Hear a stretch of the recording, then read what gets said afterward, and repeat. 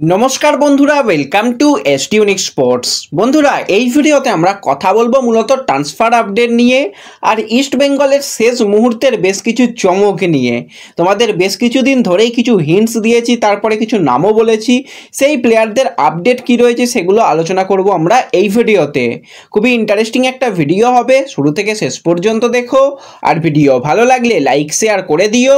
আর যারা চ্যানেলে প্রথমবারের জন্য এসেছো, মনে করে চ্যানেলটাকে সাবস্ক্রাইব করে তার পাশের বেল আইকনটাকে অন করে রেখো, তাহলে তোমাদের প্রিয় দলের খেলার সমস্ত আপডেট তোমরা এখানে পেয়ে যাবে।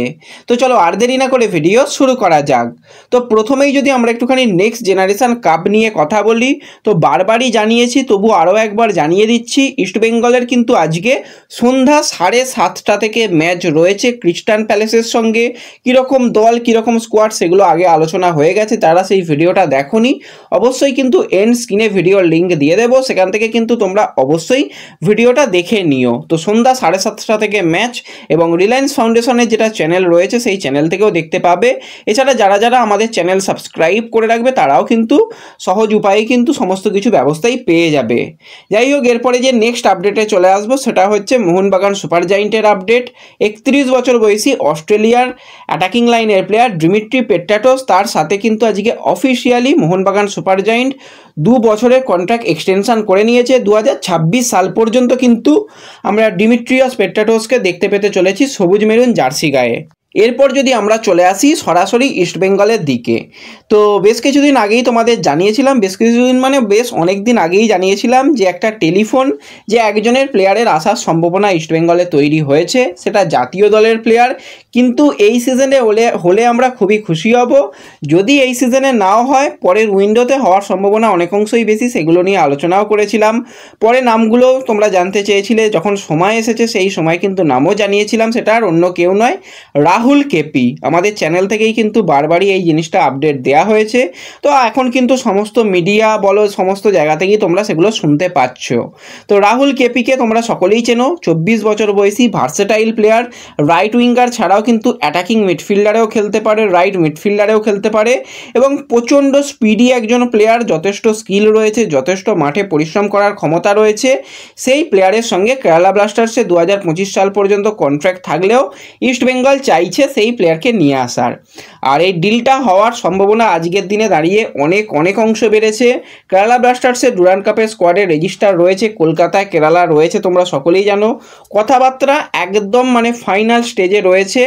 আশা করা যাচ্ছে আজকে কেরালার ম্যাচ রয়েছে, আজকে ম্যাচটা হয়ে যাওয়ার পর 2-1 দিনের মধ্যেই কিন্তু এই ব্যাপারটা মিটে যাওয়ার সম্ভাবনা বেশি। তবু আমরা 2-1 দিনটা আমরা আরেকটু বেশি বলছি, 4-5 দিনের মধ্যে কিন্তু রাহুল কেপির ফাইনাল আপডেট তোমরা জানতে পেরে যাবে। আর রাহুল কেপি সেই ইস্টবেঙ্গলে নিজে আসতে চায়, কারণ তার অনেক বন্ধু এখন ইস্টবেঙ্গলে জার্সি পরে খেলছে। প্রথম হচ্ছে জিকসান সিং। তো এই ডিলটা হলে কিন্তু জিকসানকে সবাই একবার থ্যাংক ইউ জানিয়ে দিও, কারণ জিকসানের জন্যই কিন্তু অনেকটাই ডিলটা এগোচ্ছে, এটুকু বলতে পারি। যাই হোক, ভিতরের খবর বেশি না বলাই ভালো, তবুও বলে রাখছি জিকসান সিং আর তার একটা প্রিয় বন্ধু। এছাড়া গোলকিপার গিল রয়েছে, ইস্টবেঙ্গলের এবারে গোল মেশিন এসেছে, তো সেই ডিমি রয়েছে, নিশু কুমার রয়েছে। তো তাদের একটা পুরাতন সম্পর্ক রয়েছে, সেই সম্পর্কর জন্যই কিন্তু আরও বেশি করে সেই ইস্টবেঙ্গলে আসার জন্য একদম প্রস্তুত রয়েছে। তো এই ডিলটা ডান হয়ে যাওয়ার সম্ভাবনা অনেক অংশই বেশি। কথাবার্তা অনেক দূর এগিয়ে গেছে, এটুকু বলতে পারি। ট্রান্সফার ফি কত টাকা, ট্রান্সফার ফি কত বছরের ডিল, সেগুলো সময় আসলে বলে দেব, কিন্তু আজকের দিনে দাঁড়িয়ে সেগুলো বলাটাও ঠিক না। সেই কারণেই বলছি না, অনেকেই হয়তো বলবে যে কত বছরের ডিল হচ্ছে, কি হচ্ছে, তাই সেগুলো বললাম। সময় মতন জানিয়ে দেব, কোনো রকম অসুবিধা নেই। তো এরপরে নেক্সট আপডেটে আসবো, সেটাও কিন্তু তোমাদের ফেসবুক পেজে আজ থেকে মোটামুটি 50-52 ঘন্টা আগে তোমাদের হিন্টস দিয়ে দিয়েছিলাম। এবার সেখানে হয়তো অনেকেই বুঝতে পারোনি যে ব্যাপারটা কী। ব্যাপারটা হচ্ছে, সেখানে হিন্টস এটাই দেওয়া ছিল যে একদিকে চিংড়ি অপরদিকে ইলিশ, আর লেখা ছিল খেলা হবে। এবার সেখানে অনেকেই ভেবেছিল যে সেটা আনোয়ার আলীর ব্যাপার। এবার আনোয়ার আলীর ব্যাপার নয়, কয়েকজনকে রিপ্লাইও করেছিলাম। তো সেই ব্যাপারটা কি, প্রথমে হচ্ছে ইস্টবেঙ্গল একজন বেঙ্গালুরুর প্লেয়ারের সঙ্গে কথাবার্তা বলেছিল, তারপর ইস্টবেঙ্গলের বাদবাকি যেমন দল গঠন দরকার ছিল সেগুলো করে নিয়েছে। আর এখন তারপরে কিন্তু মোহনবাগান সুপার জায়েন্টও কিন্তু সেই বেঙ্গালুরুর প্লেয়ারের সঙ্গে কথাবার্তা বলেছিল। ইস্টবেঙ্গল যে প্লেয়ারকে চাইছে, কোচ কার্লেস কোয়াদ্রাত যে প্লেয়ারকে চাইছে, ইস্টবেঙ্গল কিন্তু এই সিজনে সেই প্লেয়ারদেরই নিয়ে আসার চেষ্টা চালাচ্ছে। বেশিরভাগ ডিলই কিন্তু ইস্টবেঙ্গল ডান করেছে। তো সেই প্লেয়ারটাকে একটুখানি তোমাদের পরিচয় করিয়ে দিই। 25 বছর বয়সী লেফট ব্যাকের প্লেয়ার নাওরেম রোশন সিং। আজ থেকে মোটামুটি যেটা 50 ঘন্টা আগে আপডেট দিয়েছিলাম, সেই নামটা হচ্ছে রোশন সিং। রোশন সিংকে নেবার ব্যাপারে সবুজ মেরুন যেরকম কথাবার্তা শুরু করেছিল, ইস্টবেঙ্গল কিন্তু শুধুমাত্র কথাবার্তা নয়, কথাবার্তার যেটা বলতে গেলে ধরন বা ডিলের যেটা একটা ব্যাপার, ট্রান্সফার ফির ব্যাপার, সেগুলো নিয়েও কথাবার্তা শুরু করতে চলেছে বা শুরু করেছেও বলা যায়। এবং রোশন সিং কেন ইস্টবেঙ্গলে আসবে সেটা বলে দিই। লেফট ব্যাকের প্লেয়ার, লেফট ব্যাকে ফার্স্ট অপশান কিন্তু অবশ্যই রোশন সিং হবে। বেশ কিছু জাতীয় দলের প্লেয়ার এখন ইস্টবেঙ্গলের রয়েছে, রোশন সিংও কিন্তু জাতীয় দলের প্লেয়ার। তো সেক্ষেত্রে কোনো রকম তার ভয় থাকবে না যে এই দলে গেলে জাতীয় দলে আদৌ ডাক পাবো কি না। প্লেয়ারের পারফরমেন্স ভালো হলে ভাই তুমি যে কোনো দলে খেলো না কেন, তুমি জাতীয় দলে ডাক পাবে। আর রোশন সিং কার্লেস কোয়াদ্রাতের হাতে তৈরি প্লেয়ার। সুরেশ সিং কার্লেস তৈরি করেছিলেন একদম বেঙ্গালুরুর সময় থেকে, এবং রোশন খুবই ভালোবাসে কার্লেস কোয়াদ্রাতকে এবং তার প্লেইং স্টাইলকে। কার্লেস কোয়াদ্রাত পার্সোনালি কিন্তু রোশনের সঙ্গে কথাবার্তা বলবে শোনা যাচ্ছে। তো এই ব্যাপার নিয়েও কিন্তু একটা ডার্বি হবে। যতই মোহনবাগান সুপার জায়েন্ট তাকে বড় ডিল ধরাক না কেন, সেই ইস্টবেঙ্গলে আসার সম্ভাবনা তৈরি হচ্ছে। যদিও এই ব্যাপার নিয়ে আমাদের একটুখানি অপেক্ষা করতে হবে।